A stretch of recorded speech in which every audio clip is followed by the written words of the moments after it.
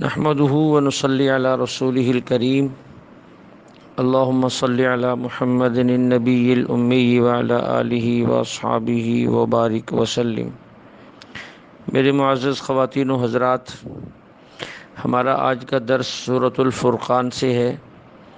اس کی پہلی آیت تبارک الذی نزل الفرقان علی عبدہ لیکون للعالمین نذیرا۔ اس میں کئی مضامین ہیں، اختصار سے عرض کرتا ہوں۔ سب سے پہلا کلمہ تبارک الذی، یہ لفظ برکت سے مشتق ہے۔ دو الفاظ ہم عام طور پہ استعمال کرتے ہیں، ایک ہے برکت، دوسرا ہے کثرت۔ برکت کا معنی یہ ہوتا ہے کہ چیز کم ہو اور اس کے فائدہ زیادہ ہو۔ کثرت کا معنی ہے کہ مقدار تو بہت زیادہ ہے لیکن فوائد کم ہیں۔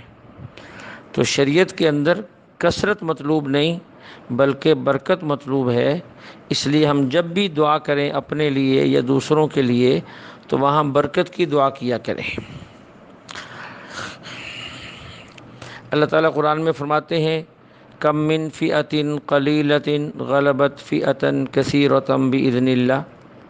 کتنی ایسی چھوٹی جماعتیں ہیں جو اللہ کے حکم سے بڑی جماعتوں پر غالب آ گئیں۔ تو اللہ نے یہ بات بتائی ہے کہ اصل برکت ہے، کثرت اصل نہیں ہے۔ دوسری بات جو اس آیت میں بتائی گئی، نزل الفرقان، کتاب اللہ کا جس طرح نام قرآن ہے ایسے ہی اس کا ایک نام فرقان بھی ہے۔ فرقان کہتے ہیں جو حق اور باطل میں دلیل کی قوت کے ساتھ فرق کر دے۔ قرآن کریم دلائل کی قوت سے باطل کو حق سے الگ کرتا ہے، اس لیے اس کتاب کا ایک نام فرقان بھی ہے۔ جو اللہ تعالیٰ نے ذکر کیا تبارک الذی نزل الفرقان، برکت والی ہے وہ ذات جس نے فرقان نازل کیا۔ فرقان کیا ہے؟ یہ قرآن ہی کا دوسرا نام ہے۔ تیسری بات جو اس آیت کے اندر ہے لیکون للعالمین نذیرا، آپ علیہ الصلاۃ والسلام کو عالم نذیر نہیں کہا بلکہ فرمایا للعالمین نذیرا۔ اس بات کو سمجھانے کے لیے کہ آپ علیہ الصلاۃ والسلام کسی ایک عالم کے نبی اور پیغمبر نہیں بلکہ سارے عالموں کے نبی اور پیغمبر ہیں۔ یہ حضور علیہ الصلاۃ والسلام کی ختم نبوت اور عظمت نبوت کی دلیل ہے کہ باقی انبیاء علیہ الصلاۃ والسلام ایک شہر کے نبی ہوتے تھے، کوئی ایک بستی کا نبی، کوئی ایک ملک کا نبی، کوئی ایک عالم کا نبی، لیکن حضور علیہ الصلاۃ والسلام عالمین، للعالمین نذیرا۔ بہت بڑی اور بڑی پیاری بات کہی اللہ تعالیٰ نے۔ آپ جو ہے سارے عالموں کے نبی ہیں، یعنی آپ کی نبوت میں وسعت اتنی زیادہ ہے کہ اس کے بعد مزید نبوت کی کوئی گنجائش ہی باقی نہیں رہتی۔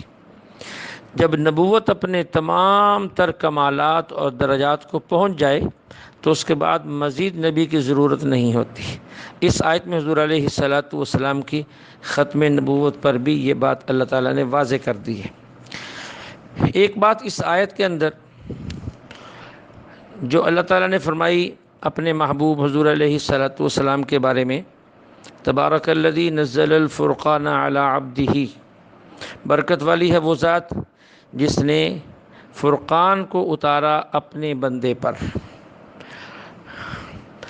اب دیکھیے آپ علیہ الصلاۃ والسلام کو عبد کہا، قرآن میں اور بھی بہت ساری جگہوں پر کہا گیا، تو یہ کوئی عیب کی بات نہیں ہے۔ اللہ کی ذات کے علاوہ باقی جتنے بھی اللہ تعالیٰ نے پیدا کیے ہیں انسان، وہ سارے کے سارے جو ہے وہ عبد ہی ہیں۔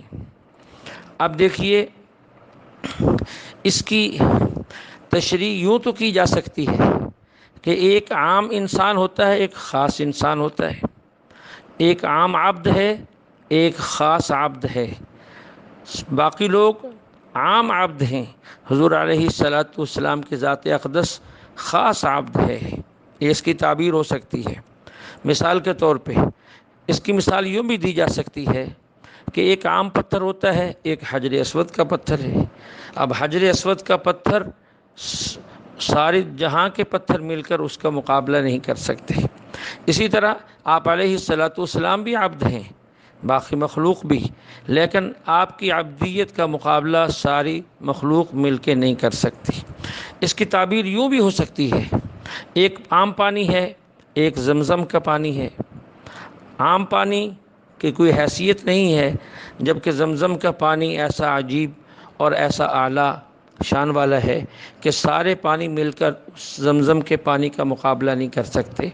یوں بھی اس کی تعبیر ہو سکتی تھی، لیکن کیا کیا جائے ان اہل بدعت کا، بر صغیر کے اہل بدعت کا، جو اپنے آپ کو سنی کہلواتے ہیں اور دوسروں کو گستاخ کہتے ہیں۔ دن رات جو ہے علماء دیوبند کو گستاخ کہنا اور لکھنا، یہ ان کا جو ہے وہ علامت بن چکی ہے۔ لیکن خود اگر ان کی کتابیں پڑھی جائیں، ان کی تفسیریں دیکھی جائیں، اس قدر اللہ کے نبی علیہ الصلاۃ والسلام کی گستاخییں الامان والحفیظ۔ اب دیکھیے، میں اس موقع پر صرف ایک ہی حوالہ پیش کرتا ہوں۔ ان کی تفسیر جو پاکستان میں مختلف اداروں نے شائع کی ہے، اس کے اندر علی عبدہ کی تفسیر کرتے ہوئے اس کی تعبیر کو دیکھیے کتنے ہی غلط اور گستاخانہ انداز میں بیان کیا ہے۔ کہتا ہے کہ ایک عبد ہوتا ہے، ایک عبدی ہی ہوتا ہے، کہتے دونوں میں فرق ہے۔ آگے تعبیر سنیں، مجھے تو وہ تعبیر کرتے ہوئے ہی میری زبان جو ہے وہ کانپتی ہے، اور یہ خدشہ محسوس ہوتا ہے کہیں ایسا نہ ہو کہ اس کو بیان کرتے ہوئے ایمان ہی نہ چلا جائے، لیکن نقل کفر نہ باشد۔ کہتا ہے ایک عبد ہوتا ہے، ایک عبدی ہی ہوتا ہے۔ عبد عام ہوتا ہے، عبدی ہی خاص ہوتا ہے۔ آگے اس کی مثال دیکھیں، الیاذ باللہ، الامان والحفیظ۔ کہتا ہے کہ جیسے ایک کلب ہوتا ہے، ایک کلبہم ہوتا ہے۔ کہتا ہے ایک عام کتا ہے اور ایک کلبہم اصحاب کہف کا کتا ہے۔ کہتے جیسے ان کے اندر فرق ہے، ایسے ہی یہاں بھی عبد اور عبدی ہی میں فرق ہے۔ اعوذ باللہ من الشیطان الرجیم۔ ان کے مکروں سے اور ان کے شرور سے، ان کی گستاخیوں سے میں اللہ کی پناہ مانگتا ہوں۔ اتنی بری تعبیر اور اتنی بڑی گستاخی، اور وہ بھی تفسیر قرآن کے نام پر۔ اللہ ہی جو ہے وہ مجھے بھی معاف کرے، انہیں بھی معاف کرے۔ تو میں نے اس سے پہلے 2-3 تعبیریں عرض کر دی ہیں کہ بڑی عمدہ انداز سے بھی اس بات کو سمجھایا جا سکتا ہے، لیکن گستاخوں کا کیا کیا جائے، جن کا کام ہی اللہ کی گستاخیاں کرنا، اللہ کے نبی کی گستاخیاں کرنا، صحابہ کی گستاخیاں، ازواج مطہرات کی گستاخیاں، اولیاء اللہ کی گستاخیاں، علماء کی گستاخیاں۔ اللہ ہم سب کی اس سے حفاظت فرمائے۔ یہ بہت ہی برا کام ہے۔ ہم اللہ سے پناہ مانگتے ہیں کہ اللہ ہماری بھی حفاظت فرمائے۔ اسی صورت میں کچھ آگے چل کر مشرکین کے 2 اعتراضوں کو بیان کیا گیا ہے۔ پہلا اعتراض، وقال الذین کفروا ان ھذا الا افک افترا واعانہ علیہ قوم آخرون فقد جاءوا ظلما وزورا۔ مشرکین کا ایک یہ اعتراض کہ آپ علیہ الصلاۃ والسلام پر جو قرآن اتر رہا ہے یہ نہیں اترتا، بلکہ آپ خود گھڑ کے لاتے ہیں۔ مشرکین کہتے تھے اساطیر الاولین اکتتبھا فہی تملی علیہ بکرۃ واصیلا۔ یہ پہلے لوگوں کی باتیں جو آپ نے صحابہ کو لکھوائی ہیں، صبح و شام وہی آپ کے سامنے پڑھ کر سناتے ہیں، یا آپ خود لکھواتے ہیں۔ تو اللہ جل شانہ نے ایک تو جواب دیا کہ ان کو بتا دو، قل انزلہ الذی یعلم السر فی السماوات والارض، یہ اس ذات کی طرف سے اتارا گیا ہے جو آسمان اور زمین کے رازوں کو جانتی ہے، میرا گھڑا ہوا نہیں ہے۔ دوسرا، اللہ نے پھر آگے چیلنج کیا کہ اگر تم یہ کہتے ہو کہ اس نے بنایا ہے تو یہ بھی تو تمہارے خاندان کا ایک فرد ہے، تم ہی میں سے ہے۔ فرمایا قل لئن اجتمعت الانس والجن على ان یأتوا بمثل هذا القرآن لا یأتون بمثله ولو کان بعضهم لبعض ظہیرا۔ اگر تم کہتی ہو یہ اس نے بنایا ہے، اللہ کی طرف سے نہیں ہے، تم بھی بنا دو، سارے انسان مل جاؤ، سارے جن مل جاؤ، پوری کوشش اور قوت جمع کر لو، بنا دو۔ اللہ نے چیلنج کر دیا ہے۔ دیکھو، دنیا میں 2 قسم کی چیزیں ہوتی ہیں، ایک وہ جو انسان بنا لیتا ہے، اور ایک وہ جو انسان نہیں بنا سکتا۔ جو انسان نہیں بنا سکتا وہ اللہ کی بنائی ہوتی ہے۔ اس کی ہزاروں مثالیں ہو سکتی ہیں۔ میرے سر پر پگڑی ہے، یہ انسان کی بنائی ہوئی ہے، ایسی پگڑی انسان اور بھی بنا لے گا۔ لیکن اسی پگڑی کے نیچے بال ہے، وہ اللہ نے بنایا ہے۔ اس بال جیسا بال انسان نہیں بنا سکتا۔ دیکھیے، میرے ہاتھ کے اندر جو ہے انگوٹھی ہے، یہ انسان کی بنی ہوئی ہے، اس جیسی انگوٹھیاں انسان بہت سی بنا لے گا، لیکن یہ انگوٹھی جس انگلی کے اندر پہنی ہوئی ہے یہ اللہ کی بنائی ہوئی ہے، اس انگلی جیسی انگلیاں انسان نہیں بنا سکتا۔ اسی طرح دیکھیے میرے ہاتھ میں گھڑی ہے، یہ انسان کی بنی ہوئی ہے، اس جیسی گھڑیاں انسان اور بہت سی بنا لے گا، لیکن جس بازو پر جس کلائی پر یہ بنی ہوئی ہے وہ اللہ کی بنائی ہوئی ہے، اس جیسا بازو اور اس جیسی کلائی انسان نہیں بنا سکتا۔ تو اللہ نے چیلنج دیا ہے کہ اگر یہ انسان کا بنایا ہوا ہے تو دوسرا انسان بھی بنا لے گا، تم بنا کے لاؤ، لیکن وہ ناکام ہو گئے، نہیں بنا سکے۔ مشرکین کا دوسرا اعتراض کیا تھا؟ وقالوا ما لهذا الرسول يأكل الطعام ويمشي في الأسواق لولا انزل الیہ ملک فیکون معہ نذیرا۔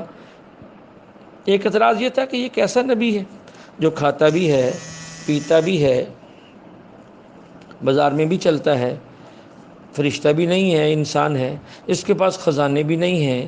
اگر یہ نبی ہوتا تو خزانے ہوتے، فرشتے اس کے ساتھ ہوتے، نہ یہ کھاتا نہ یہ پیتا۔ یہ اعتراض یہ کرتے رہتے تھے کافر لوگ، اس صورت کے اندر بھی اس کو ذکر کیا ہے۔ اللہ تعالیٰ فرماتے ہیں آپ علیہ السلام کو مخاطب کر کے، انظر کیف ضربوا لک الامثال، دیکھیے کیسی کیسی مثالیں گھڑ کے آپ پر فٹ کرتے ہیں۔ اور ان کو یہ پتہ نہیں کہ اگر دنیا کے اندر فرشتے رہتے تو ہم فرشتہ رسول بھیج دیتے، اگر ہم ان پر فرشتے کو رسول بنا کر بھیج دیتے تو پھر یہ کہتے کہ ہم پہ فرشتہ کیوں بھیجا ہے؟ ہم تو کھاتے ہیں اسے بھوک نہیں لگتی، ہم پیتے ہیں اسے پیاس نہیں لگتی، ہمیں چیزیں خریدنی پڑتی ہیں اس کو ضرورت نہیں ہے، ہمیں شادی کرنی پڑتی ہے اسے ضرورت نہیں ہے، تو پھر یہ کہتے یہ کیسا نبی ہے، اس کو کیا پتہ بھوک کیا ہوتی ہے، پیاس کیا ہوتی ہے، پھر یہ ایسی باتیں کرتے ہیں۔ دوسرا اللہ فرماتے ہیں کہ ایسی بات نہیں، ہم چاہتے تو ہم آپ کو مال بھی دے سکتے تھے، سب کچھ دے سکتے تھے۔ تبارک الذی ان شاء جعل لك خیرا من ذلك جنات تجری من تحتها الانہار ویجعل لك قصورا، ہم آپ کو مال دے دیتے، باغات دے دیتے، نہریں بہا دیتے، لیکن نہیں، یہ سارا کچھ ہم نے شروع کے اندر اس لیے نہیں دیا تاکہ جو ایمان لائے وہ اخلاص کے ساتھ لائے، بالکل خالص ایمان لائے، لالچ کے اندر نہ آئے کہ یہاں تو مال بہت ہے، یہاں تو باغات بہت ہیں، یہاں تو محلات سونے کے ہیں۔ نہیں، اخلاص سے جو آئے وہ آئے، جو اخلاص سے نہیں آئے اس کی اللہ کو ضرورت نہیں ہے۔ اسی طرح اس صورت کے اندر تھوڑا آگے چل کر ایک آیت ہے، یوم یرون الملائکۃ لا بشری یومئذ للمجرمین ویقولون حجرا محجورا، کہ قیامت کے دن جب یہ لوگ ملائکہ کو دیکھیں گے تو اس دن ان مجرموں کے لیے کوئی خوشخبری نہیں ہوگی، یعنی انہیں کوئی خوشخبری نہیں ملے گی۔ یہ آیت یہ بتا رہی ہے، جبکہ کئی جگہ پر قرآن کے اندر ہے، سورۃ آل عمران میں بھی گزرا، فبشرہم بعذاب علیم، اللہ فرماتے ہیں ان کافروں کو عذاب کی بشارت دے دو، خوشخبری دے دو۔ یہاں یہ ہے کہ خوشخبری نہیں ہوگی، اور اس آیت میں یہ ہے کہ خوشخبری ہوگی۔ بظاہر تعارض سا معلوم ہوتا ہے، لیکن حقیقت میں کوئی تعارض نہیں ہے۔ اس لیے نہیں ہے کہ جب کوئی جملہ تنبیہ کے لیے کہا جاتا ہے تو وہ خوشخبری نہیں ہوتی۔ اس کو پہلے مثال سے سمجھیں۔ ایک بندہ اپنے بیٹے سے کہتا ہے بیٹا باہر نہ جانا، پکڑے جاؤ گے، حالات ٹھیک نہیں ہیں۔ وہ باہر چلا گیا اور پکڑا گیا، تھانے میں بند ہو گیا۔ اب یہ باپ اس کو چھڑانے کے لیے وہاں پہنچا ہے اور دیکھا بیٹا سلاخوں کے پیچھے جو ہے وہ بند ہے، کہتا ہے ہاں اب خوش ہو، اب خوش ہو۔ حالانکہ وہ کہاں خوش ہے، وہ تو پریشان ہے۔ لیکن یہ خوش ہونے کا لفظ جو ہے تنبیہ کے لیے، فبشرہم بعذاب علیم، خوشخبری اسے کہتے ہیں جس سے انسان کو راحت ملے، عزت ملے۔ تو یہ عذاب جو ہے یہ خوشخبری نہیں ہے، یہ تو تنبیہ ہے۔ اور وہ اس لیے ہے جب ان لوگوں کو تبلیغ کی جاتی تھی، سمجھایا جاتا تھا تو یہ مانتے نہیں تھے۔ جب ان کو عذاب سے ڈرایا جاتا تو کہتے کوئی بات نہیں، ہم بھگت لیں گے عذاب، تمہیں کیا اس سے؟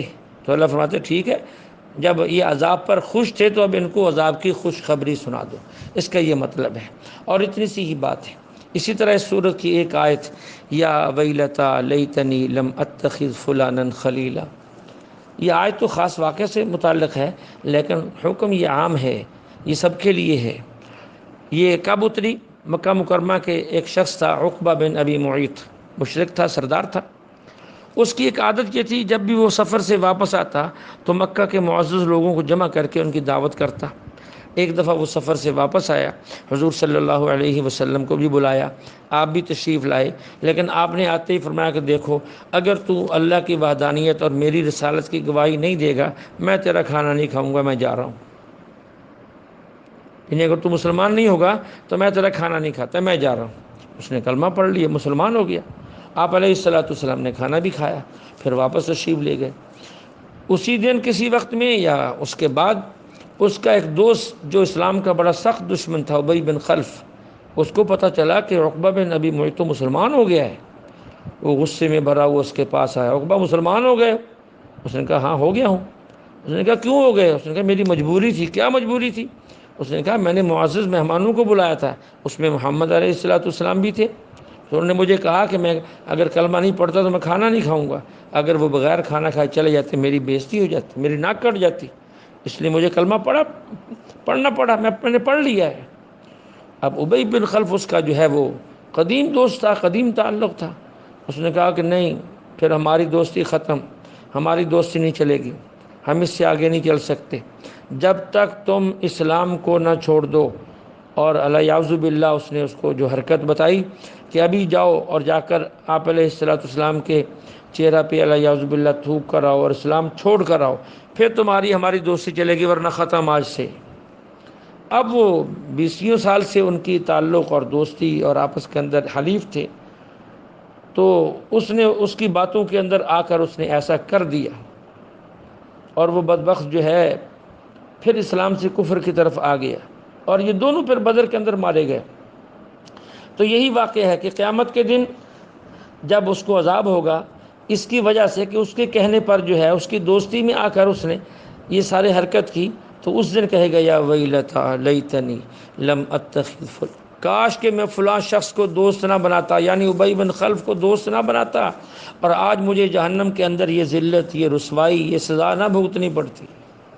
اس لیے ہمیں بھی چاہیے کہ ہم بھی دوست دیکھ کر بنائیں، مسلمان ہو، ایمان والا ہو، نیک ہو، صالح ہو، ہمیں جو ہے خیر کی طرف رہنمائی کرنے والا ہو، برائی سے بچانے کی ترغیب دینے والا ہو، ایسے لوگوں سے دوستی کریں۔ ایسے لوگوں سے دوستی نہ کریں جو ہمیں غلط راستے پر لے جانے والے ہوں، حق راستے سے ہٹانے والے ہوں، غلط عقائد بتانے والے ہوں، بدعات اور رسومات کے اندر دھکیلنے والے ہوں۔ ہمیں بھی بچنا چاہیے ایسے لوگوں سے، تاکہ قیامت کے دن ایسا نہ ہو کہ ہمیں بھی جو ہے پھر وہ رونا پیٹنا پڑ جائے، اور وہی پریشانی ہمیں بھی آ جائے جو پریشانی جو ہے ان کو آئی تھی۔ اللہ جل شانہ سے دعا ہے اللہ ہمیں کلام مقدس کو سمجھنے کی توفیق عطا فرمائے۔ وآخر دعوانا ان الحمد للہ رب العالمین۔